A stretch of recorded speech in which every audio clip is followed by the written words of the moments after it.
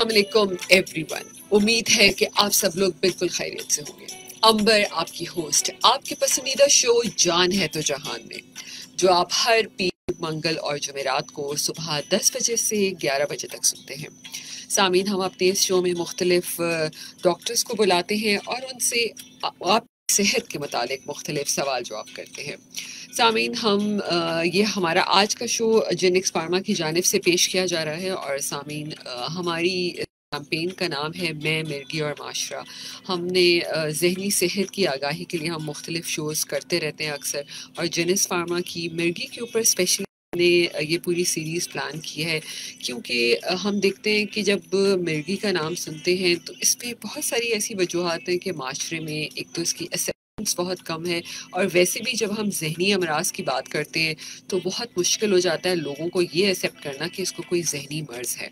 सामीन, इस पे भी बात करेंगे और साथ साथ ये भी बताती चलूँ कि आज पूरी दुनिया में 13 फरवरी यानी फरवरी के सेकेंड मंडे को वर्ल्ड एपिलेप्सी डे भी बनाया जाता है पूरी दुनिया में, और WHO की भी इस पे डिफरेंट इंस्ट्रक्शंस हैं कि किस तरह बच्चों को, स्पेशली आज के शो में हम बच्चों के बारे में बात करेंगे कि अगर बच्चे इन मसाइल से गुजर रहे हैं तो हम सबका क्या रोल है, स्पेशली माँ बाप का, डॉक्टर्स का, सोसाइटी का, स्कूल्स में टीचर्स का, प्रिंसिपल का, कि किस तरह हम इन बच्चों का फ्यूचर वैसे ही ब्राइट रख सकते हैं जैसे बाकी तमाम बच्चों का होता है। सामीन, बहुत ही इस अहम मौजू पे बात करने के लिए डॉक्टर रमन कुमार आज हमारे साथ मौजूद है स्टूडियो में। पीडियाट्रिक न्यूरोलॉजिस्ट हैं ये और लियाकत नेशनल हॉस्पिटल में इस वक्त होते हैं। अस्सलाम वालेकुम doctor Raman, welcome to my show जान है तो जहान। बहुत शुक्रिया, thank you very much. Doctor Raman, बहुत ही अहम टॉपिक है आज का, मिर्गी पे बात करेंगे स्पेशली बच्चों के हवाले से। मैं चाहूँगी कि आज 13 फरवरी को जो एपिलेप्सी डे पूरी दुनिया में मनाया जाता है, इस पे कुछ इन्फॉर्मेशन शेयर करें, क्या फिगर्स हैं और इस वक्त क्या हो रहा है इस वक्त पूरी दुनिया में। बहुत शुक्रिया हॉट FM 105 और जेनिक्स फार्मा दोनों का बहुत शुक्रिया कि इस बहुत अहम दिन पे जो है वो मुझे जो है मौका दिया। अच्छा, आज 13 फरवरी जो है वो आगाही एपिलेप्सी के लिए दुनिया जहां में जो है ये आगाही के लिए वक्फ किया जाता है ये दिन। और इसका मकसद ये है कि एपिलेप्सी या मिर्गी जो है उसकी आगाही इसलिए ज़रूरी है कि बेशुमार जो बच्चे या बड़े जो दुनिया में से मुतासिर हैं वो इसको बीमारी नहीं समझते, वो इसको जो है एक जिसको कहते हैं कि एक रूहानी एक मसला समझते हैं, या इसको एक, और बहुत सारे लोग इस बीमारी को छुपाते हैं। वो कुछ समझते हैं कि ये किसी कोई एक सज़ा के तौर पे इनके साथ है ये बीमारी, तो इसको सोशल स्टिग्मा कहा जाता है। तो ये बहुत अहम है, जहाँ जिन बीमारियों के साथ एक सोसाइटी का, एक माशरे का एक जो है एक इम्पैक्ट होता है, तो उन बीमारियों के लिए बहुत ज़रूरी है कि उनकी अवेयरनेस बहुत ज़रूरी है, उनकी आगाही बहुत ज़रूरी है। तो इसलिए ये पूरी दुनिया में ये दिन एक भरपूर अंदाज में आगाही के हवाले से मनाया जाता है। और इसमें काफ़ी जो है वो कुछ जो इदारे हैं वो वॉक्स का अरेंज करते हैं, कुछ स्कूल्स में जो है वो टीचर्स को आगाही दी जाती है। तो इस हवाले से आज का दिन बहुत अहम है। बिल्कुल। अच्छा डॉक्टर रमन, जैसे हम अगर इस डिज़ीज़ की बात करते हैं तो देखा जाता है कि पूरी दुनिया में ये 4th कॉमन डिजीज़ है आफ्टर माइग्रेन, स्ट्रोक्स और अल्जाइमर के बाद। तो आप क्या समझते हैं कि पाकिस्तान में इस पे कितना काम किया जा रहा है एपिलेप्सी? देखिए, अभी 9 फरवरी को WHO ने रिसेंटली तकरीबन 4 दिन पहले ही जो है इसके कुछ स्टैट्स हमारे पास जो लेटेस्ट स्टैट्स आए, उसमें उसके मुताबिक दुनिया जहाँ में 50 मिलियन अफराद जो हैं वो एपिलेप्सी से मुतासिर हैं, और जो 80% उनमें हैं वो गरीब ममालिक में, डेवलपिंग कंट्रीज़ में हैं, लो मिडिल इनकम क्लास जो कंट्रीज़ हैं उनमें ये होते हैं। और उसमें एक फिगर ये बड़ा इम्पॉर्टेंट है कि 70% वो हैं जिनमें एपिलेप्सी ट्रीटमेंट गैप है। मिसाल के तौर पे उनको बीमारी या दौरे झटके हैं लेकिन उनका इलाज नहीं हो पा रहा, वो जो एक्टिव एपिलेप्सी के साथ मिल रहे हैं लेकिन उनको इलाज नहीं मिल रहा।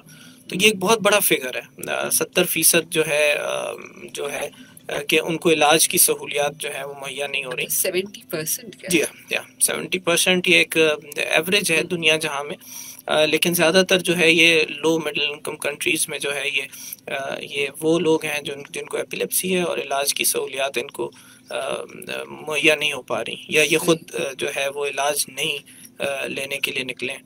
तो ये एक बहुत, और इसमें एक और चीज़ ये है कि एक और स्टैट ये है कि 70% वो लोग एपिलेप्सी में जिनका इलाज हो जाए तो वो जो है वो मोर्टेलिटी से, अमवात से बच सकते हैं, और जो दीगर जहनी मामलात हैं, जहनी कमज़ोरी या जिस तरह जहानत की कमज़ोरी है, इस तरह के मामलात से अगर इनको जल्दी इलाज हो जाए तो इनसे बचा जा सकता है। तो ये जैसा कि आपने बताया कि ये फोर्थ है, न्यूरोलॉजिकल, जहनी और दिमागी अमराज में ये सबसे कॉमन है। This is at the top, epilepsy जो है वो is at the top of all neurological, जहनी और दिमागी डिसऑर्डर्स में ये टॉप पे है। बिल्कुल। अच्छा डॉक्टर साहब, एपिलेप्सी अगर हम जानना चाहें हमारे सामने, तो एपिलेप्सी क्या है? बड़ों और बच्चों क्या दोनों में सेम ही होता है? स्पेशली बच्चों की अगर बात करें तो। जी हाँ, ये समझना बहुत ज़रूरी है। ये बहुत आसान कॉन्सेप्ट है, इसको मैं मज़ीद आसान करके बताऊंगा आपको कि एपिलेप्सी जो है एक कंडीशन का नाम है, और ये जो दौरा या झटका है वो एक अलामत है। तो कोई भी बीमारी की एक अलामत होती है, जैसे मलेरिया अगर एक बीमारी है तो उसकी अलामत बुखार है, और अगर टीबी एक बीमारी है तो उसकी अलामत खांसी है। तो इसी तरह से जो दौरा या झटका होता है, फिट्स जिसको कहते हैं, कुछ लोग सीजर्स कहते हैं, कुछ फिट्स कहते हैं, दौरा झटका जो है वो एक लफ्ज़ इस्तेमाल किया जाता है। तो दौरा और झटका जो है ये एक अलामत है। अब इस अलामत में बहुत सारी जो है, जैसे कि बुखार में बहुत सारी चीज़ें हो सकती हैं, मलेरिया भी हो सकता है, टाइफाइड भी हो सकता है, पेशाब का इन्फेक्शन भी हो सकता है, गले का इन्फेक्शन भी हो सकता है। तो एक अलामत से बहुत सारी बीमारियां होती हैं। इसी तरह जो है वो झटका दौरा जो है वो एक अलामत है जिसमें बहुत सारी कंडीशंस हो सकती हैं। अगर जिस्म में नमकियात की कमी हो जाए, सोडियम बहुत ज़्यादा कम हो जाए, कैल्शियम की कमी हो जाए ख़तरनाक हद तक, तो दौरा झटका की सूरत आ सकता है। ये एपिलेप्सी नहीं है। इसी तरह छोटे बच्चों में 5 माह से लेके 5 साल तक के बच्चों में जब बुखार होता है तो बुखार का एक रिएक्शन के तौर पे, जैसे हमें कुछ बड़ों को पसीना आता है, कपकपी तारी होती है, इसी तरह जो है वो बच्चों में कुछ झटके आते हैं। ये एपिलेप्सी नहीं है, ये एक अलामत है बुखार वाले झटके, जिसको फेब्राइल फिट कहा जाता है। एपिलेप्सी उस कंडीशन को कहा जाता है कि जिसमें दौरा या झटका जो है वो दिमाग के इलेक्ट्रिकल डिस्चार्जेस की वजह से, दिमाग में हमारे, चूंकि दिमाग एक ऐसा ऑर्गन है जो पूरे जिस्म को एक करंट की सूरत में मैसेजेस दे रहा होता है, एक बरकी जो है वो एक मैसेजिंग चल रही होती है करंट की फॉर्म में। अगर हम हाथ हिलाते हैं तो दिमाग से करंट ओरिजिनेट होता है जो हमारे हाथ तक आता है और हम मूव करते हैं। कोई भी काम हम कर रहे हैं तो वो उसका ताल्लुक जो है ब्रेन से प्रोड्यूस होने वाले करंट से, और ये एक बड़े मुनज़्ज़म अंदाज में जो है ये करंट फ्लो करता है। अल्लाह ने इसको बहुत टाइम चेक है, टाइम चेक के बाद इसको कंटिन्यू करते हैं। सामीन, हम वापस आते हैं, हमारे साथ ही रहेगा डॉक्टर रमन कुमार हमारे साथ मौजूद हैं, पीडियाट्रिक न्यूरोलॉजिस्ट, और आज हम बात कर रहे हैं मिर्गी, और स्पेशली आज बच्चों के हवाले से बात करेंगे। Stay tune with us. Ambar आपकी होस्ट, आपके पसंदीदा शो जान है तो जहान में। सामीन, ये शो आप हमारा हर पीर, मंगल और जुमेरात को सुबह 10 से 11 सुनते हैं हॉट FM 105 के स्टूडियो से लाइव। सामीन, आज का हमारा शो जेनिक्स फार्मा की जानिब से पेश किया जा रहा है, और हमारा आज का मेन टॉपिक है मिर्गी, और बच्चों के हवाले से बात करें। डॉक्टर रमन कुमार हमारे साथ मौजूद है, pediatric neurologist from Liaquat national hospital. जी डॉक्टर रमन, आप ब्रेक से पहले हम मिर्गी के ही बारे में आप बता रहे थे हमें। जी हाँ, तो इसकी मैं आपको बता रहा था कि ये दौरे झटके, जो मिर्गी वाले दौरे झटके हैं, इनका डिफरेंट दौरे झटकों से क्या फ़र्क होता है।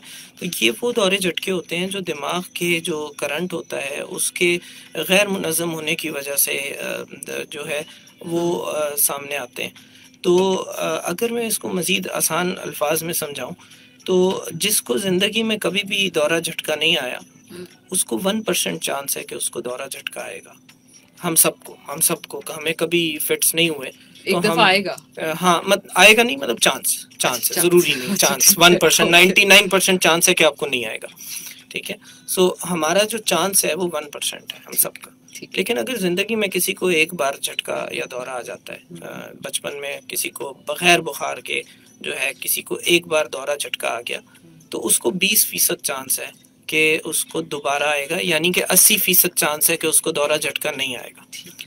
लेकिन अगर किसी को जिंदगी में 2 दौरे झटके आ जाते हैं तो उसका चांस 60% हो जाता है। अब अगर किसी को 60% चांस हो कि उसको तीसरा झटका आने का, तो हम उसको मिर्गी कहते हैं। अच्छा, ये जो दौरा झटका जो पहले आपने कहा कि एक दफा, तो वो झटका किसी बुखार की वजह से भी हो सकता है या विदाउट एनी रीजन हो सकता है? नहीं, अनप्रोवोक्ड। हम बेसिकली वो इस दौरे झटके की बात कर रहे हैं एपिलेप्सी में, जिसमें बुखार वगैरह या कोई और जो कंडीशन है वो उसमें एक्सप्लेन नहीं हो रही। तो किसी को अचानक से बच्चे को खेलते हुए जो है वो 2 साल की उम्र में, 3 साल की उम्र में एक दौरा झटका आ गया, फिर वो बच्चा बड़ा हुआ, 9 साल की उम्र में स्कूल में उसको एक दौरा झटका आ गया, तो इसको 2 झटके आ गए। अब वो पहले झटके के बाद उसको 20% चांस था कि दूसरा आएगा, लेकिन अब चूंकि 2 आ गए, अब इसको 60% चांस है कि ये तीसरा झटका भी इसको हो सकता है। तो जब भी चांस किसी का 60% हो जाए दौरा झटके आने का, तो हम उसको मिर्गी कहते हैं। तो मिर्गी की जो डेफिनेशन है वो ये है, ये मैं इसको इस तरह समझाता हूँ पेरेंट्स को कि ये एक चांस है, ये एक बीमारी या कंडीशन से ज़्यादा एक चांस है ऑफ हैविंग फिट्स, कि 60% अगर किसी को चांस है कि उसको दौरा झटका आएगा, तो हम उसको एपिलेप्सी लेबल करके, मिर्गी लेबल करके उसकी दवाइयाँ शुरू कर देते हैं ताकि उसको दोबारा ना आए। 60% बहुत बड़ा रिस्क है, और जैसे ही हम दवाइयाँ शुरू करते हैं तो वो रिस्क 60 से 20% हो जाता है। अगर ये 20% जैसे ही हमने दवाइयाँ स्टार्ट की और 20% रिस्क हो गया, अगर पेरेंट्स 6 महीने दवाई खिला के फिर छोड़ दें तो वापस रिस्क बढ़ जाता है, 60% हो जाता है। लेकिन अगर 2 साल मुकम्मल इसका इलाज किया जाए और फिर दवाई छोड़ी जाए तो ये रिस्क 20% ही रहता है, यानी 80% बच्चा जिंदगी में उसको ये होगा कि उसको फिट्स नहीं पड़ेंगे। तो ये एक मैनेजेबल कंडीशन है, इसको मैनेज किया जा सकता है, ये कोई लाइलाज बीमारी नहीं है। लेकिन अगर इसका इलाज ना किया जाए और इसको झटके मुसलसल आते रहें, 2 झटकों के बाद तीसरा झटका है, उसके बाद फिर दवाई शुरू ना हो, चौथा झटका है, तो दिमाग के फंक्शंस जो हैं वो मुतासर होना शुरू हो जाते हैं, दिमाग की बहुत सारे चीज़ें अफेक्ट होना शुरू हो जाती हैं।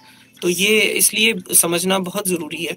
अब इसमें कभी कभार ऐसा भी होता है कि फैमिली में हिस्ट्री होती है, मदर को या फादर को एपिलेप्सी होती है और बच्चे को सिर्फ एक झटका आया है।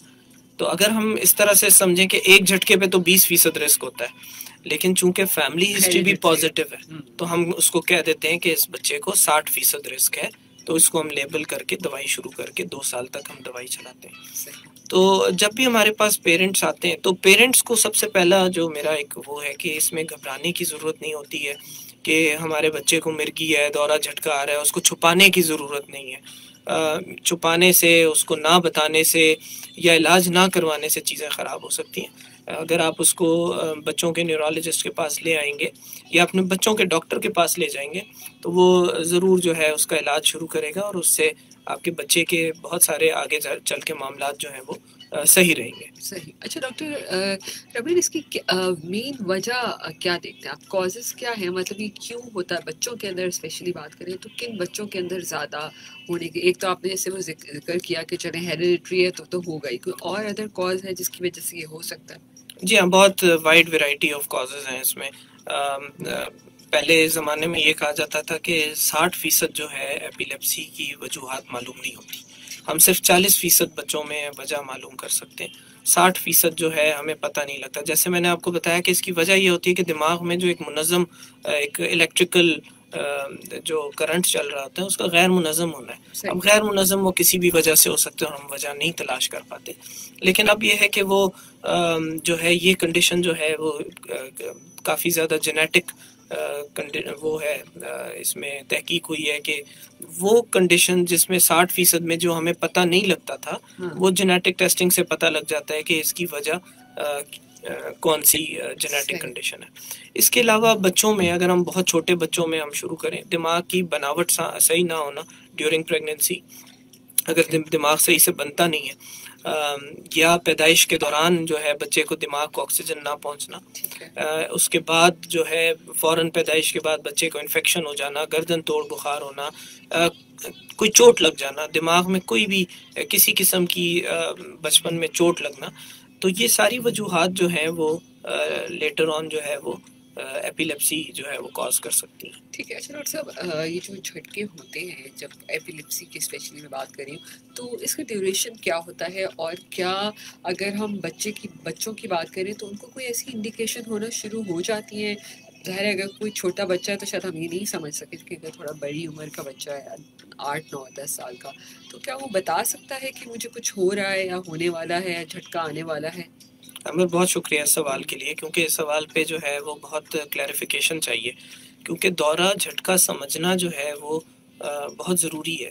इसमें दौरा झटका जो है वो सिर्फ ऐसा नहीं होता कि हाथ पांव हिल रहे हैं, बच्चा बेहोश हो जाए और जो है मुंह से झाग निकल रही हो, पेशाब और पखाना जो है वो निकल जाए और शदीद नौयत का जो है वो झटका हो रहा। तो झटके दौरे बहुत मुख्तलिफ अक़साम के होते हैं। अगर हम बहुत छोटे बच्चों की बात करें, नियोनेटल पीरियड में हम बात करें, तो बहुत सारे बच्चे जो हैं वो बिल्कुल इस तरह का झटका, स्पैज़म्स जिसको कहते हैं हम, इन्फेंटाइल स्पैज़म कहते हैं, कि वो अपने पूरे जिस्म को आगे करके जो है वो झुका देते हैं और बिल्कुल जिस्म को अचानक से सेकंड्स के लिए टाइट कर लेते हैं। इस कंडीशन को बहुत दफ़ा 90% ऑफ द टाइम्स ये समझा जाता है कि बच्चे के पेट में दर्द हो रहा है, उसको कोलिक हो रहा है। तो बच्चा अपनी टांगें खींच के पेट तक ले आता है और हाथ भी आगे कर लेता है, तो पूरा वो मुड़ जाता है। तो माँ बाप ये समझते हैं कि ये इसको कोलिक्स हुए हैं, तो वो डॉक्टर के पास ले जाते हैं, डॉक्टर साहब इसको पेट में दर्द हो रहा है। तो बहुत दफ़ा 90% ऑफ द टाइम्स जो एब्डोमेन जो कोलिक्स होते हैं, इन्फेंटाइल कोलिक्स बच्चों में होते हैं, वो जो है एक्चुअली फिट्स हो रहे होते हैं। तो बहुत ज़रूरी है पेरेंट्स के लिए कि फिट्स को जो है एक बहुत बड़ा दौरा झटका समझने के अलावा उसकी मुख्तलिफ अक़साम को भी समझें। बड़े बच्चे स्कूल में जब बैठे होते हैं अचानक से, जिसको हम गायब दिमागी कहते हैं, टीचर पढ़ा रहा है, बच्चा उनके साथ इंटरेक्ट कर रहा है, अचानक से खो जाता है और एकदम से एक जगह देखना शुरू करता है, 3-4 सेकंड में वो वापस आता है और फिर वो कंटिन्यू करता है। ये एक एब्सेंस सीजर, एब्सेंस का मतलब है कि बिल्कुल गायब दिमागी जिसको हम कहते हैं, ये भी एक दौरा झटका है। अच्छा। बहुत दफ़ा एक्सेसिव ब्लिंकिंग बच्चे करते हैं कि बैठे बैठे अचानक से उनको ब्लिंक शुरू हो जाता है और तो कुछ सेकंड्स में वो ब्लिंकिंग जो है, आंखों को झपकाना जो है वो बहुत तेज़ झपकाना शुरू हो जाते हैं। ये भी एक फोकल फिट्स हैं। नींद से उठ के बहुत सारे बच्चे अक्सर औकात जो है वो नींद से उठते हैं, चीखना चिल्लाना शुरू कर देते हैं और फिर से जो है सो जाते हैं, सुबह उनको कुछ याद नहीं होता। स्लीप डिसऑर्डर भी हो सकता है, फिट्स भी हो सकते हैं ये। तो फिट्स के लिए जो है पेरेंट्स को बहुत हाई इंडेक्स ऑफ सस्पिशन रखना चाहिए, मतलब कि कहीं मिस ना हो जाए। तो ये बहुत ज़रूरी है। हम न्यूरोलॉजिस्ट किस बात का ख्याल रखते हैं कि मिस डायग्नोसिस और अंडर डायग्नोसिस, तराजू में हम देखते हैं 2 पलड़े जो हैं वो बराबर होने चाहिए, हमसे कोई डायग्नोसिस मिस ना हो और हम ओवर डायग्नोज ना कर दें। अब पेरेंट हमारे पास आए, वो हमें ये कहे कि जी खाना खाने के बाद जो है वो अचानक से जिस्म सख्त कर लेता है, तो ये एक रिफ्लक्स है, गैस्ट्रो रिफ्लक्स, जैसे कि मैदे में तेज़ाबियत ज़्यादा हो जाती है छोटे बच्चों में, तो जब वो खाना खा रहे होते हैं उनका तेज़ाब थोड़ा सा वो जब रिफ्लक्स करता है ऊपर आता है तो सख्त हो जाते हैं, तो ये एपिलेप्सी नहीं है। तो हमारा काम जो पेरेंट्स का काम है वो छोटी से छोटी एबनॉर्मल एक्टिविटी को पकड़ के हमारे पास लाना, और हमारा काम ये है कि बैलेंस रखना डायग्नोसिस में और मिस डायग्नोसिस में और ओवर डायग्नोसिस में, तो ये बड़ा ज़रूरी है। तो डॉक्टर साहब, जब आप डायग्नोस कर रहे होते हैं तो क्या कोई ये जो सिम्टम्स आपने डिफरेंट झटकों के बताए हैं, तो अगर माँ बाप आपके पास आते हैं तो आप इसको कैसे तशखीस करते हैं कि हाँ ये वही है? कोई टेस्ट होते हैं, कोई ब्लड टेस्ट है? ये भी बहुत अच्छा सवाल। इसमें ज़्यादातर जो डायग्नोसिस होती है क्लिनिकल है। हम अपना बहुत सारा टाइम इस बात पे गुजारते हैं कि झटके की डिस्क्रिप्शन लेते हैं पेरेंट्स से कि कैसा हुआ था, और उससे अच्छा हम सारे पेरेंट्स को ये बताते हैं, और आज मैं आपके प्रोग्राम के ज़रिए मैसेज भी दूंगा कि अगर कोई इस तरह की अबनॉर्मल एक्टिविटी होती है तो उसकी वीडियो बना लिया करें। जी हाँ, वीडियो बनाएंगे तो वो वीडियो हम देख के हमारे लिए बड़ी आसानी हो जाती है। तो फिट्स की जो नौयत होती है उसको देखना कि किस तरह शुरू हुआ, उस बच्चे की एक्टिविटी क्या हो रही है, तो उसको देखना। अगर वो वीडियो रिकॉर्डिंग नहीं है तो हम बहुत सारा टाइम अपने क्लिनिक में पेरेंट्स से ये पूछने में लगाते हैं कि किस नौयत के हो रहे हैं, और हम अंदाज़ा लगाने की कोशिश करते हैं कि क्या ये फिट्स हैं या ये फिट लाइक एक्टिविटी है, फिट जैसी कोई और चीज़ है। जैसे मैंने आपको बताया कि मैदे में तेजाबियत वाली चीज़ है। इसी तरह कुछ बच्चों में रीनल स्टोन्स, छोटे बच्चों में जब रीनल स्टोन होते हैं, जब यूरिन पास करते हैं, उनको पेन होता है तो अचानक से सुकड़ से जाते हैं, तो वो समझते हैं कि पेरेंट्स समझते हैं फिट्स हो रहे हैं। तो हमें ये पता लगाना कि फिट्स हैं या फिट लाइक एक्टिविटी है, ये बड़ा ज़रूरी होता है। पहले तो हम क्लिनिकली हम बच्चे को देखते हैं, फिर जैसा मैंने आपको बताया हमारा दूसरी चीज़ ये होती है, पहली बात ये फिट है या नहीं, दूसरी बात ये कि नेक्स्ट आने का कितना चांस है। जैसे अभी हमने कहा कि 60% चांस है या नहीं, फैमिली हिस्ट्री पॉजिटिव है या नहीं है, इसके अलावा 2 हो चुके हैं, बार बार हो रहे हैं, या सिर्फ एक सिंगल एपिसोड हुआ है, तो हम चांस देखते हैं कि इसका नेक्स्ट आने का चांस कितना है। फिर उसके बाद हम ईईजी का टेस्ट जो है, जो इलेक्ट्रोएंसेफेलोग्राम है, जैसे कि दिल की पट्टी होती है उसी तरह दिमाग की पट्टी हम करंट, जी जिस तरह ईसीजी होती है उसी तरह ईईजी होती है, तो वो हम ऑर्डर करते हैं। और उसमें ज़रूरी नहीं है कि ईईजी, अगर एक माँ बाप आके हमें कहते हैं कि जी बच्चे को हमने फिट्स देखा, उसने वीडियो भी बनाई है और हमने वीडियो में देखा वो फिट्स हैं और ईईजी नॉर्मल है, तो इसका ये मतलब नहीं है कि बच्चे को मिर्गी या झटका दौरा नहीं हुआ, क्योंकि हर ईईजी जो है वो हर दौरा या झटका नहीं पकड़ सकती। ईईजी लाइक दिल का दौरा ना, हर ईसीजी में नहीं आ पाता। जी, ईईजी नॉर्मल होने का मकसद ये नहीं है कि बच्चा सही है, इसका ये मतलब है कि ईईजी ने वो झटका या दौरा पकड़ा नहीं है। तो इसलिए ज़्यादातर इन्वेस्टिगेशन से ज़्यादा क्लिनिकल जो है ये डायग्नोसिस होती है। बिल्कुल बिल्कुल आप सही कह रहे हैं। आई थिंक लेकिन डॉक्टर साहब मैं ऐसे ही सोच रही हूँ आपकी तमाम बातें सुनकर कि क्या हमारे वालिदैन इतना ज़्यादा इस तमाम एपिलेप्सी के बारे में इतनी इंफॉर्मेशन रखते हैं। आप ज़ाहिर बच्चों के डॉक्टर्स को देखते हैं, तो आप क्या कहते हैं पाकिस्तान में क्या इन छोटी छोटी चीज़ें जो आपने पूरी डिटेल बताई कि कैसे झटके होते हैं, पेरेंट्स आते हैं आपके पास फ़ौरन से? जी हाँ बिल्कुल। देखें इसीलिए ये दिन मनाया जा रहा है और उन्हीं ममालिक के लिए ज़्यादा इसमें ज़ोर दिया जाता है जिसमें आगाही की कमी हो। अब आगाही, जैसे कि ये प्रोग्राम है, इस प्रोग्राम में बहुत सारे व्यूवर्स जो हैं वो सुन रहे होंगे, वो आगे जाके दूसरे लोगों को बताएंगे, तो इसी तरह से होता है। लेकिन आप बिल्कुल सही है कि हमारे यहाँ पाकिस्तान में आगाही की बहुत कमी है, बहुत फुकदान है। तो जब हमने काम शुरू किया शुरू में इसमें और एपिलेप्सी देखा कि एपिलेप्सी तो बहुत ज़्यादा है और लोग इलाज भी कराना चाहते हैं, लेकिन उनको आगाही की जो है वो कमी है। तो इस बेसिस पे हमने बहुत सारे जो है वो स्टेप्स लिए। एक हेल्पलाइन है जिसका मैं आपको बताऊंगा। हम ब्रेक के बाद इस हेल्पलाइन के बारे में बताते हैं जो आपको बताएंगे। और डॉक्टर साहब मैं ये भी चाहूँगी कि अब आप ये ज़रूर बताइए कि आपके बच्चे को डायग्नोज हो गया, हम सब ने ख्याल कैसे रखना है इन बच्चों का, क्या बच्चों में ख़त्म हो जाता है कि नहीं, और मे भी हो सकता है जैसे आपने कहा कि बहुत सारे लोग तो सिर्फ इसको भूत चढ़ गया या फिर इस किस्म की चीज़ें कह के इग्नोर कर देते हैं, नहीं इलाज होगा तो क्या कॉम्प्लिकेशंस हो सकती हैं। तो सामीन हमारे साथ ही रहिए, आप भी कॉल करना चाहें तो कॉल कर सकते हैं 021-111-000-105 के ऊपर, और फेसबुक पेज भी आप लाइव हमें देख सकते हैं www.fb.com/hotfm105 के ऊपर। अपना मैसेज भी भेजना चाहें तो अपने मोबाइल के मैसेज ऑप्शन पे जाइए, HOT हॉट लिखिए, स्पेस दीजिए, पैगाम लिखिए और 8881 के ऊपर भेज दीजिए। Stay tuned with us. Ambar आपकी होस्ट, आपके पसंदीदा शो जान है तो जहान में। सामीन डॉक्टर रमन कुमार हमारे साथ मौजूद है, pediatric neurologist from Liaquat national hospital, और आज हम बात कर रहे हैं मिर्गी और स्पेशली बच्चों के हवाले से।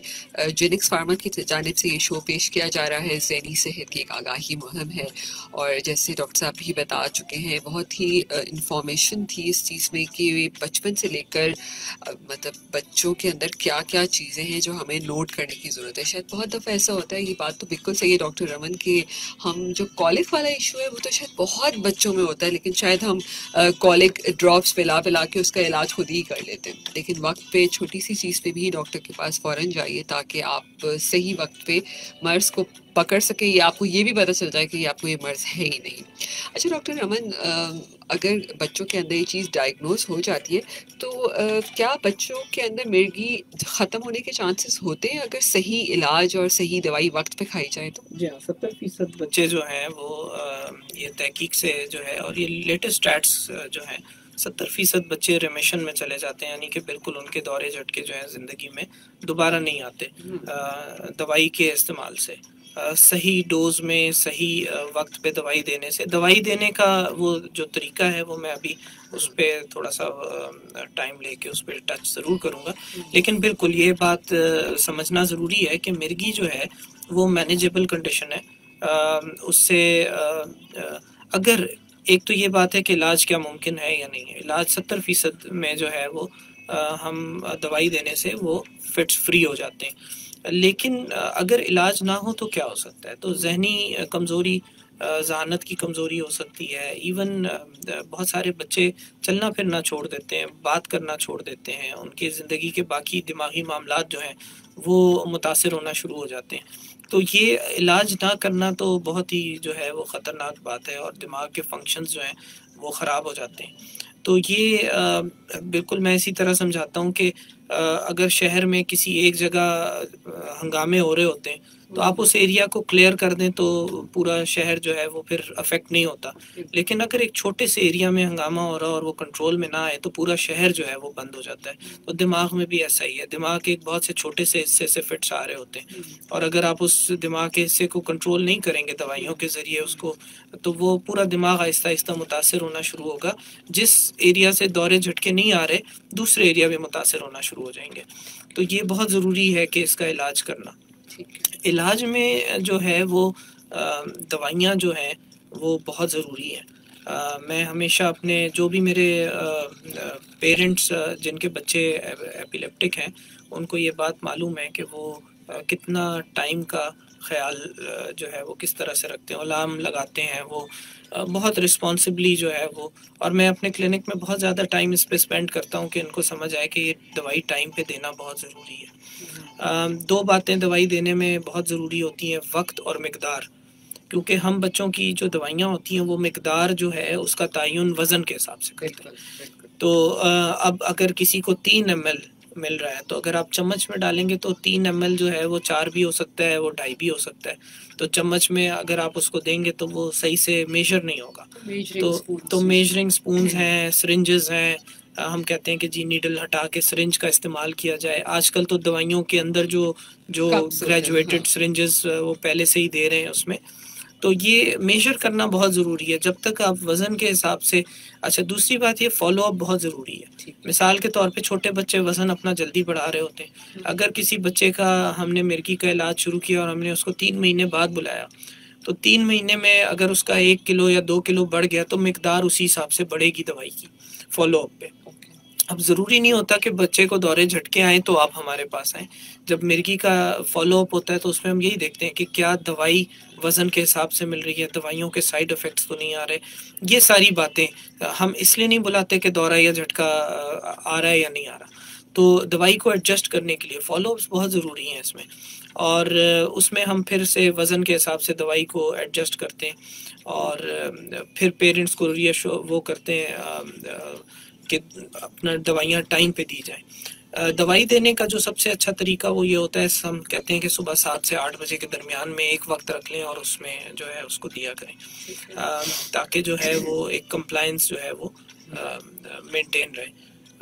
तो पेरेंट्स जो हैं वो इस चीज़ को काफ़ी हद तक फॉलो करते हैं। साइड इफेक्ट्स होते हैं दवाइयों के? जी हाँ, हर दवाई के साइड इफ़ेक्ट्स होते हैं, लेकिन अगर उसको वज़न, बच्चे के वज़न के हिसाब से मिकदार सही से दी जाए तो हमारा काम यही होता है कि हम बच्चों को मिर्गी के इलाज के जो मकासद हैं वो 3 हैं। वो एक मकसद ये है कि झटका दौरा ना आए, ठीक है, क्योंकि हम शुरू ही तब करते हैं जब 60% चांस होता है झटका दौरा आने का, कि नेक्स्ट ना आए। तो एक मकसद ये है। दूसरा मकसद ये है कि जो हम दवाइयाँ दे रहे हैं उसके साइड इफ़ेक्ट्स ना हो। और तीसरा मकसद ये है कि बच्चा अपनी नॉर्मल ज़िंदगी गुजारे, अपने सारे मामूल के मुताबिक काम करे। अगर ये 3 मकासद पूरे नहीं हो रहे तो मिर्गी का इलाज नहीं हो रहा।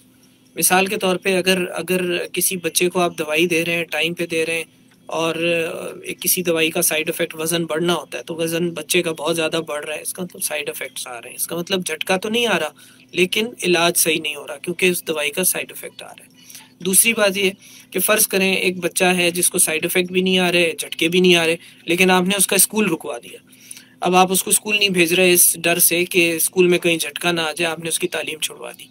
तो इसका मतलब ये है कि मिर्गी का इलाज नहीं हो रहा, क्योंकि ये 3 मकासद पूरे नहीं हुए। तीनों मकासद पूरे होना बहुत ज़रूरी है कि झटका ना आए, दवाई से साइड इफ़ेक्ट्स ना हो, और बच्चा मामूल की ज़िंदगी गुजारे, खेले कूदे अपनी बिल्कुल नॉर्मल रूटीन लाइफ में, लेकिन सेफ्टी के साथ। इवन ये साइकिलिंग कर सकते हैं लेकिन हेलमेट पहन के, इवन स्विमिंग कर सकते हैं लेकिन लाइफ गार्ड के साथ। तो ये बातें बहुत ज़रूरी हैं कि बहुत सारे लोग, जैसे कि हम जो आगाही मुहिम है इसका है मैं, मिर्गी और माशरा, तो माशरा जो है वो इन बीमारियों को बहुत हार्श बना देता है। एक्सेप्टेंस का मसला होता है। स्कूल्स जैसे कि स्कूल्स रेडी नहीं होते, मतलब अब हमने ये आगाही की मुहिम जब शुरू हुई है तो हमने एक हेल्पलाइन बनाई है। उसका जो नंबर है 11178899, 02111178899।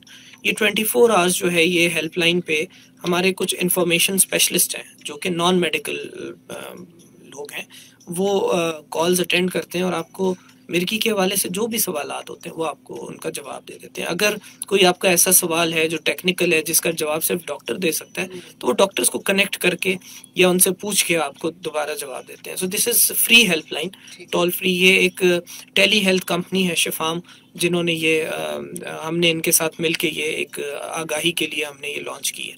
तो ये बहुत अच्छा काम कर रहे हैं। इसी तरह हम स्कूल्स में जाके स्कूल्स को सिखाते हैं कि अगर किसी को दौरा झटका आ जाए तो क्या करना है। टीचर्स को नहीं पता होता। अब बहुत सारे स्कूल्स, अगर ये जो जितने भी टीचर्स हैं, प्रिंसिपल्स हैं, अगर वो ये सुन रहे होंगे तो उनको ये ज़रूर जहन में आएगा कि हमारी तो रेडीनेस नहीं है दौरा झटके के लिए, कि हमें हमारे टीचर्स को नहीं पता, हमें नहीं पता कि हमें क्या करना चाहिए जब दौरा झटका आता है, कि साइड पे करवट दिलवा देनी है, जो जो जहाँ पे बच्चा लेटा हुआ है उस जगह को बिल्कुल सेफ रखना है, और फौरन एम्बुलेंस को कॉल करना है, मुंह में कुछ नहीं डालना, जूता नहीं सुंघाना, कोई इस तरह की जो चीज़ें मिथ्स हैं, मुंह में कुछ नहीं डाल देना, उंगली नहीं डालनी मुंह में, क्योंकि उस टाइम जब फिट्स आ रहे होते हैं सांस लेना जो है सबसे इम्पोर्टेंट काम है। कि झटके दौरे की वजह से बच्चों में अमवात नहीं होती, सांस रुकने की वजह से होती। तो कोई भी ऐसा काम जो कि आपका एयरवे ब्लॉक कर दे, सांस रोक, इसीलिए कहते हैं साइड पे लिटा दें कि अगर मुंह में कुछ है तो वो, या थूक जो बन रहा है वो साइड पे आए, सांस ना बंद हो। तो सांस को बहाल रखना बड़ा ज़रूरी है। अब ये छोटी छोटी बातें स्कूल्स में जाके हम जो है स्कूल्स को बताते हैं, वहाँ के स्टाफ को ट्रेन करते हैं। हमारे साथ मेडिकल स्टूडेंट्स हैं जो इस काम में हमारे साथ हैं, और इसी तरह से चीज़ें, जो छोटी छोटी चीज़ें हैं वो बहुत ज़रूरी हैं इसकी आगाही में। बिल्कुल। तो डॉक्टर साहब, जैसे आपने कहा ना कि साइड पे इस तरह टर्न करके, करवट करके लिटा देना चाहिए, तो क्या ये दौरा कितनी देर का होता है? इसके बाद बच्चा क्या बेहोश हो जाता है या फिर थोड़ी देर में वो नॉर्मल हो जाता है? क्या होता है? जी हाँ, अक्सर दौरे झटके जो होते हैं वो 5 मिनट से कम दौरानिए के होते हैं, जिसमें 2 से 3 मिनट तक अगर झटका हो रहा है तो उसके बाद से बच्चा बिल्कुल सो जाता है। अब सोने की जो ड्यूरेशन है वो चंद घंटों से लेके कुछ मिनट से लेके घंटों तक जा सकती है, यानी कि 7-8 घंटे तक बच्चा जो है वो सो सकता है, क्योंकि उसके दिमाग का फंक्शन ख़राब हुआ है, अब वो बहाल होने में वो टाइम ले रहा है, तो बच्चा जो है वो सो रहा होता है। लेकिन अगर जब भी ऐसा हो कि 2 से 3 मिनट से झटका तजावुज कर जाए तो आपने फ़ौरन तैयारी ज़रूर पकड़नी है अस्पताल ले जाने की, क्योंकि रास्ते में अक्सर बहुत सारे झटके जो हैं वो रिकवर कर ही जाते हैं, लेकिन आपको निकलना बड़ा ज़रूरी है। हम डॉक्टर्स के लिए जो है वो एक लफ्ज़ इस्तेमाल होता है स्टेटस एपिलेप्टिकस। स्टेटस का मतलब ये है कि आपने बहुत इसको एज एन एमरजेंसी आपने मैनेज करना है। तो उसमें हमारी डेफिनेशन ये है कि अगर कोई बच्चे को 5 मिनट तक फिट्स आ रहे हैं मुसलसल, तो ये स्टेटस है, यानी आपने पूरी दवाइयाँ इसको yes rush to the hospital, और हमारे पास अगर वो पहुंचा हुआ है तो हमने बड़ा एग्रेसिव मैनेज करना है उसको, ताकि ये झटका जो है अमूमन देखा गया है कि हाफ एन आवर तक अगर झटका कंटिन्यू रहता है तो दिमागी फंक्शंस जो है वो डैमेज होना शुरू हो जाते हैं। तो हमारे लिए बड़ी इमरजेंसी होती है कि इसको दौरे झटके को जो है वो रोकना। सही, क्योंकि बहुत दफ़ा ऐसा तो हो सकता है ना कि दवाइयों के बावजूद भी झटका ना रुके। बिल्कुल ऐसे ही हम एक मज़ीद जो है फ्यूचर में हमारा, अब दुनिया जहाँ में देखें ना कि इस तरह की जो क्रॉनिक बीमारियाँ होती हैं, जो इस तरह की बीमारियाँ होती हैं जिसमें ब्लीडिंग के चांसेस होते हैं, जिसको हीमोफीलिया कहते हैं, इसी तरह एपिलेप्सी के सड़क पे कोई जो है ना वो गिर गया, तो उनके लिए एक बैंड्स होते हैं, रिस्ट बैंड्स, आर्म बैंड्स होते हैं। एक बैंड होता है, उस पर लिखा होता है कि आई एम एपिलेप्टिक, और उस पर लिखा होता है कि अगर फिट आया तो किसको कॉल करना है।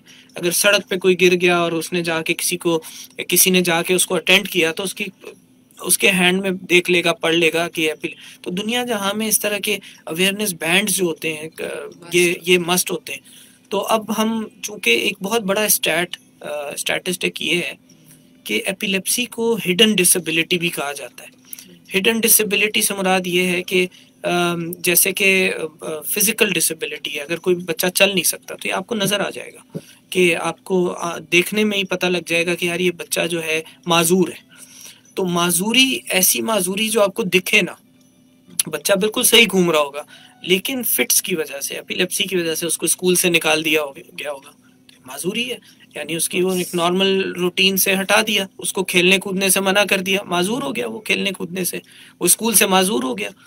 तो ये एक हिडन डिसेबिलिटी है। लेकिन डॉक्टर साहब, ये भी तो हमारे माशरे का एक बहुत बड़ा अलमिया है कि हम ऐसे आम नॉर्मल स्कूलों की अगर हम बात करें, अच्छे स्कूलों की, तो हम नहीं इन ऐसे बच्चों को एडमिशन देते, क्योंकि कहते हैं कि हम इतनी बड़ी जिम्मेदारी नहीं ले सकते बच्चों की। बिल्कुल है ऐसा। ये एक इस तरफ भी मैं आपकी तवज्जो दिलाना चाहूँगा कि सिंध गवर्नमेंट ने जो है एक एक्ट बनाया है, एक्ट पर्सन विद डिसेबिलिटीज़। ये 2019 में ये सिंध गवर्नमेंट ने एक एक्ट वो किया जो कि जिसके मुताबिक कोई भी स्कूल किसी भी किस्म की डिसेबिलिटी से जो है वो बच्चे को मना नहीं कर सकता। तो ये कानूनन जो है, एक कानून में है कि वो मना नहीं कर सकते। लेकिन आपकी बात बिल्कुल सही है, हमें उनको एडजस्ट करना ज़रूरी है। स्कूल्स को सीखने की ज़रूरत है, हमें बुलाएं, डॉक्टर्स को बुलाएं, सब लोग काम कर रहे हैं, बहुत सारी तंजीमें काम कर रहे हैं, हम आके आपको बताएंगे कि फिट्स किस तरह। एयरलाइंस, अगर आप देखेंगे एयरलाइंस में, अगर आप देखें कि एयरलाइंस का जो अमला होता है वो कितने % उसमें ट्रेंड हैं कि अगर एयरलाइन में, जहाज में उड़ते हुए किसी को बच्चे को फिट्स हो जाए तो उन्होंने क्या करना है। और तो डिलीवरी हो जाती है माँ की, तो फिर तब तक वो हैंडल कर सकते हैं वो लोग। फिर व्हाई नॉट दिस। तो ये इस जो आज का दिन जो है स्पेशली उसके हवाले से भी ये बहुत सारी जितने भी लोग हैं उसको शॉपिंग मॉल्स में भी बिल्कुल ज़रूरी है कि ये जो है किसी बच्चे को फिट्स आ सकते हैं तो उनको रेडीनेस उनकी होनी चाहिए। बिल्कुल, किन किन एरियाज़ में भी इसकी अवेयरनेस की ज़रूरत है, इस पर बात करेंगे। और क्या खाना पीना है बच्चे ने, क्या खाने पीने से भी बहुत कुछ कंट्रोल हो सकता है, इस पर भी बात करेंगे। ब्रेक के बाद वापस आते हैं, stay tuned with us. Ambar आपकी होस्ट, आपके पसंदीदा शो जान है तो जहान में। सामीन, ये शो हमारा आप हर पीर, मंगल और जुमेरात को सुनते हैं सुबह 10 बजे से 11 बजे तक। सामीन, आज का हमारा शो जेनिक्स फार्मा की जानिब से पेश किया जा रहा है और आज हम बात कर रहे हैं मैं, मिर्गी और माशरा।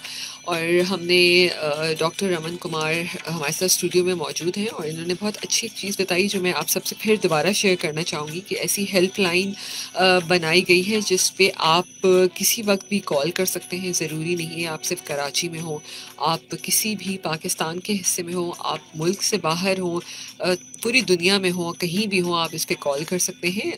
021 जो है वो कोड है और 111-788-999 यानी 021-111-788-999 पे आप कॉल कर सकते हैं। वहाँ बात कर सकते हैं अपनी कोई भी ऐसा मामला जो मिर्गी के हवाले से हो, उस पर आप डिटेल पूछ सकते हैं। समटाइम ऐसा हो सकता है कोई ऐसा बिहेवियर जो आपको बच्चे का ना समझ आ रहा हो या बड़े से भी रिलेटेड कोई एपिलेप्सी, ज़ाहिर है बड़ों के अंदर भी देखा जाता है, तो आप डायरेक्ट यहाँ बात कर सकते हैं। अच्छा डॉक्टर रमन, हम ब्रेक से पहले बात कर रहे थे कि किन किन एरियाज़ में लोगों को अवेयरनेस होने की ज़रूरत है, क्योंकि ज़ाहिर है आपने बहुत अच्छी एक बात की कि अगर बच्चे का इलाज, अगर हमने उसको रोक दिया कि तुम पढ़ोगे नहीं, तुम स्विमिंग नहीं कर सकते, तुम खेल नहीं सकते, तुम दोस्तों से नहीं मिल सकते, इसका मतलब हमें इलाज सही नहीं करे। मैं यही समझूँ इस बात को ना। जी हाँ, ये तो और ऐसे कौन से एरियाज हैं, जैसे आपने कहा कि एयरलाइन में, स्कूल्स में, आपके मॉल्स में, और कौन से एरियाज हैं जहाँ लोगों को पता होना चाहिए इन चीज़ों के बारे में? देखें, ये तो बिल्कुल। दोस्तों में, और कितना अहम है कि दोस्त भी इस बात को जाने? देखें, मैं आपको एक बहुत कल्चरली अप्रोप्रिएट अगर मैं आपको एक सिनेरियो बताऊं, तो हमारे माशरे में जो हमारी वेस्टर्न किताबें हैं उसमें ये कहा जाता है कि अगर किसी को मिर्गी होती है ना, तो आपने सबको बताना है कि इस बच्चे को मिर्गी है, ताकि वो उसकी जो है जो क्लोज जो रिलेटिव्स हैं या उसके दोस्त वगैरह हैं, वो अगर उनको भी पता होना चाहिए कि किसी भी टाइम इसको फिट्स आ सकते हैं और वो जो है वो गिर सकता है बच्चा, उसका एक्स्ट्रा ख्याल रख सकते हैं, या मतलब उनको एटलीस्ट अवेयरनेस होगी कि इसके साथ अगर कोई ऐसी सिचुएशन हो गई है तो ये इसको मिर्गी का दौरा हुआ है। तो दुनिया जहाँ में ये कहा जाता है कि ये आपने ये इन्फॉर्म करना है, स्कूल में इन्फॉर्म करना है। लेकिन चूंकि कुछ कल्चरल बातें ऐसी हैं जो कि बहुत स्पेसिफिक हैं, मिसाल के तौर पे स्पेशली बच्चियों में, अब बच्चियों में ये एक सोशल स्टिग्मा हो जाता है। मैं पेरेंट्स को अपने क्लिनिक में ये बताता हूँ कि आपने एपिलेप्सी का इलाज बड़ी खामोशी से करना है, क्योंकि हमारे कल्चरल इश्यूज की वजह से। अब वो बच्ची होती है कोई 7 साल की, 6 साल की, उसको एपिलेप्सी होती है, 2 साल में वो मैनेज भी हो जाती है, उसके फिट्स भी ख़त्म हो जाते हैं, लेकिन ख़ानदान में एक बात फैली होती है कि ये इस बच्ची को मिर्गी है। तो जब आगे जाके उसके मामलात होते हैं, उसने जब शादियां करनी होती हैं, तो आप ये ना बताएं, तो आप ये कहना तो टेक्निकली हमारे कल्चर में, हमारे माशरे में जो है ये इसका बड़ा एक बैलेंस रखना पड़ता है कि जो है अगर जरूरत नहीं है तो ना बताएं। जी हाँ, मतलब कम से कम इस चीज को वो किया जाए। अक्सर बहुत सारे डॉक्टर्स और बहुत सारे लोग मेरी इस बात से इत्तेफाक नहीं करेंगे, लेकिन चूंकि ये कल्चरली दुनिया जहाँ में डिफरेंट कल्चर्स में मिर्गी एक मुख्तलिफ बीमारी है। अफ्रीका में अगर देखा जाए, अफ्रीका के और हमारे जो एशिया के मामलात हैं वो बहुत फ़र्क है। अगर आप एपिलेप्सी गैप देखेंगे ट्रीटमेंट का, दोनों में 70% है, दोनों के हालात बुरे हैं, लेकिन वहाँ पे कल्चरल इश्यूज कुछ और हैं और हमारे कल्चरल इश्यूज कुछ और हैं। तो इसलिए हमें इन बातों में बहुत कल्चरली अप्रोप्रिएट तरीके से मैनेजमेंट करनी चाहिए। जहाँ तक स्कूल्स का ताल्लुक है, तो स्कूल से ड्रॉप आउट का जो ताल्लुक है बच्चों का, 60% बच्चे जो स्कूल जाते हैं एपिलेप्टिक होते हैं, और 60% पेरेंट्स इसलिए छुड़वा देते हैं, स्कूल नहीं उनको वो करता, पेरेंट्स छुड़वा देते हैं कि अगर उसको फिट्स आ जाएंगे स्कूल में तो स्कूल रेडी नहीं है कि वो क्या करेगा, वो बच्चा हमारा ख़राब हो जाएगा।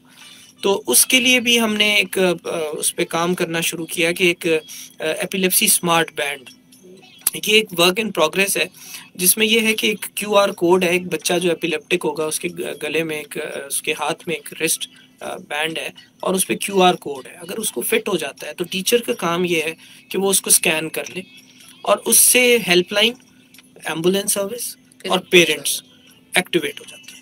तो इस तरह से पेरेंट्स की एंग्जाइटी कम से कम हो जाती है, उनको स्कूल भेजने में ये परेशानी नहीं होती कि यार हम पहुंच भी सकते हैं।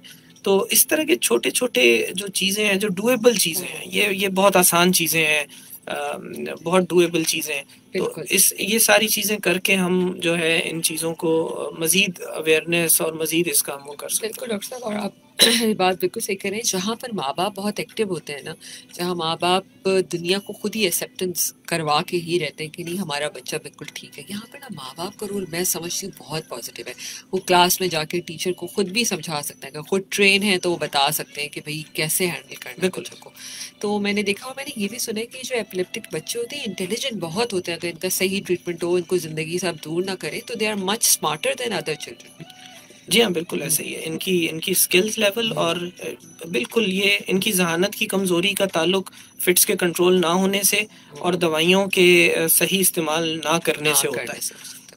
हालांकि इनकी जो जहनी कुव्वत है उसको बहाल रखा जा सकता है दवाइयों के ज़रिए और बर वक्त इलाज से। बिल्कुल। अच्छा डॉक्टर साहब, हम बीच में हम ब्रेक से पहले भी, बल्कि शो जब शुरू हुआ था तो हम डाइट्स का, कुछ कीटोजेनिक डाइट का आप जिक्र कर रहे थे कि काफ़ी मदद कर सकते हैं ऐसे बच्चों की, तो क्या कर सकते हैं, हमें थोड़ा इस पर डिटेल बताइए। जब हम मैनेजमेंट की बात करते हैं एपिलेप्सी बच्चों में, तो बेसिकली मेडिकल मैनेजमेंट है जिसमें दवाइयाँ दी जाती हैं। लेकिन अगर दवाइयों से बच्चे का, हम अगर 2 दवाइयाँ सही तरह से चूज़ करके एपिलेप्सी के मुताबिक और सही तरह से डोज करके वज़न के हिसाब से हम दें और फिर भी झटके कंट्रोल ना हो, तो हम फिर डाइट से इलाज करने की तरफ आते हैं, जिसको कीटोजेनिक डाइट कहते हैं। पुराने ज़माने में जो है वो जब दौरे झटके आते थे तो उन ज़मानों में ये होता था कि उनको ना जिनको दौरे झटके आते थे उसको किसी कमरे में बंद कर देते थे, 2-3 दिन खाना नहीं देते थे, तो स्टार्व करवाते थे, उनको खाना बिल्कुल बंद कर देते थे और उनके झटके रुक जाते थे।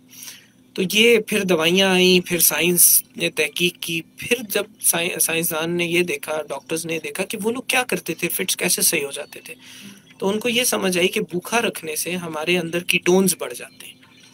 तो कीटोन्स ऐसी चीज़ है जो फिट्स को रोक सकती है। तो फिर अब डॉक्टर्स ने ये सोचा कि यार ये तो बहुत अच्छा तरीका है, उस पर तहकीक की, उससे साबित भी हो गया ये।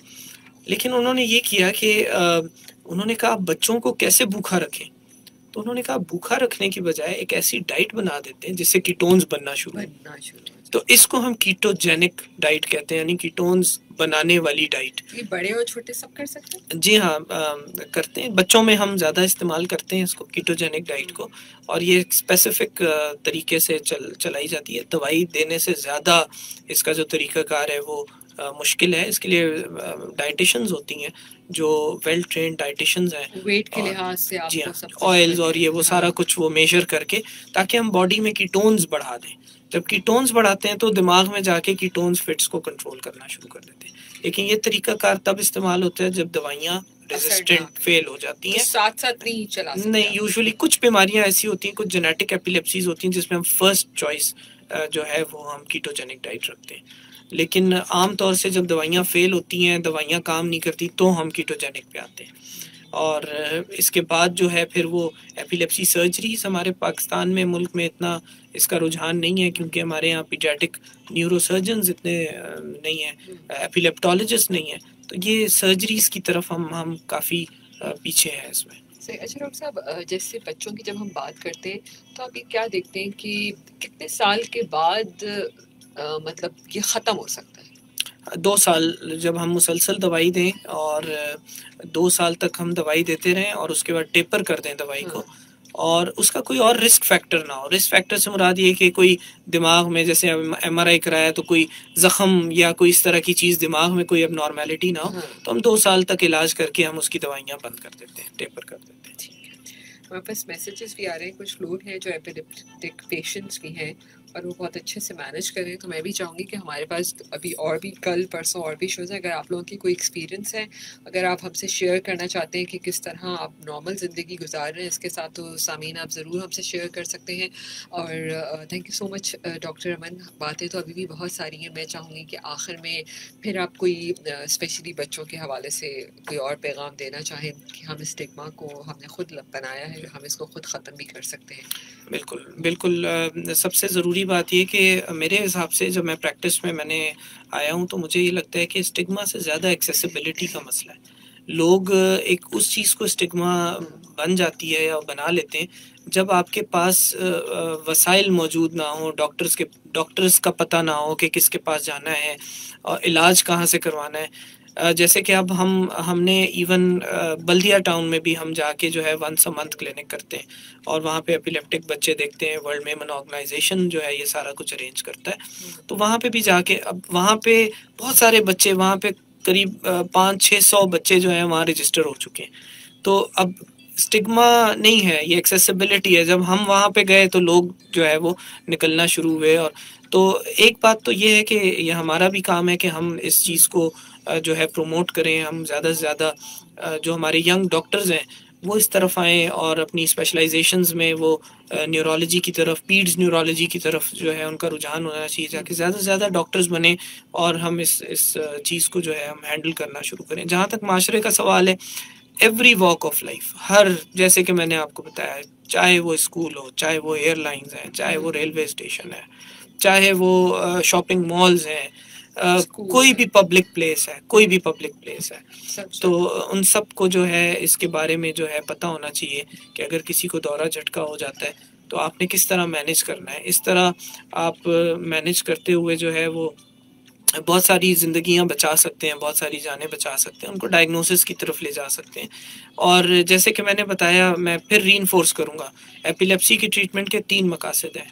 झटका रोकना, दवाइयों से कुछ साइड इफ़ेक्ट्स ना होना और ज़िंदगी नॉर्मल गुजारना। बिल्कुल। ये बहुत ज़रूरी है। ये सारे पेरेंट्स को मैं कि अगर उन्होंने अपनी बच्चों की ज़िंदगियों को रिस्ट्रिक्ट नहीं करना और ना रिस्ट्रिक्ट होने देना है। अगर स्कूल रिस्ट्रिक्ट कर रहा है, कोई भी इदारा रिस्ट्रिक्ट कर रहा है, आपने नहीं होना। आगे बिल्कुल, बढ़े। बिल्कुल। Thank you so much doctor Raman. और आज मैं ये भी साथ से बताती चलूँ कि आज रेडियो डे भी है, 13 फेब है, आज रेडियो का आलमी दिन भी है। आज के दिन जब हम वो बात करते हैं अपनी आज़ादी, पाकिस्तान की आज़ादी के, जो पहला अनाउंसमेंट था वो भी रेडियो के ज़रिए ही हुआ और बहुत ही खूबसूरत वो अनाउंसमेंट था। कुछ कहना चाहेंगे आखिर में रेडियो के हवाले से? कैसा लगा रेडियो पे शो करके, इसकी इम्पोर्टेंस पे कुछ कहना चाहेंगे? बिल्कुल, आप सब लोगों को बहुत बहुत मुबारक हो ये दिन। और बेसिकली बहुत इम्पोर्टेंट मीडियम है, बहुत इम्पोर्टेंट मीडियम है। इस मीडियम को मुझे लगता है कि हमने बहुत अंडर यूटिलाइज किया हुआ है। हमें भी इसमें भी बहुत सारे इसको बहुत बेहतर तरीके से हमें और यूटिलाइज, आप जिस तरह शो करते हैं और सेहत के हवाले से जिस तरह से प्रोग्राम्स करते हैं, तो ये तो कमेंडेबल है। और मैं आप सबको मुबारकबाद देना चाहूँगा। Thank you so much doctor Aman, और thank you so much Genix Pharma का भी, कि जो हमेशा बहुत ही अहम मौजू के ऊपर बात करने का मौका देते हैं डॉक्टर्स को भी और मुझे भी। सामीन, अपना ख्याल रखिए और रेडियो की आवाज़ को ज़िंदा रखिए। आज पूरी दुनिया में रेडियो का आलमी दिन मनाया जाता है और मैं समझती हूँ कि हमें रेडियो उन जगहों पर भी मौजूद है, वहाँ पर भी लोग सुन रहे हैं जहाँ कोई इंटरनेट नहीं है, जहाँ लाइट नहीं है, जहाँ कुछ भी नहीं है, लेकिन रेडियो की आवाज़ हमेशा ज़िंदा है और हमेशा ज़िंदा रहेगी। अपना बहुत सा ख्याल रखिएगा। इंशाल्लाह कल फिर मिलेंगे नए मौजू के साथ और नए डॉक्टर्स के साथ। अल्लाह हाफिज़।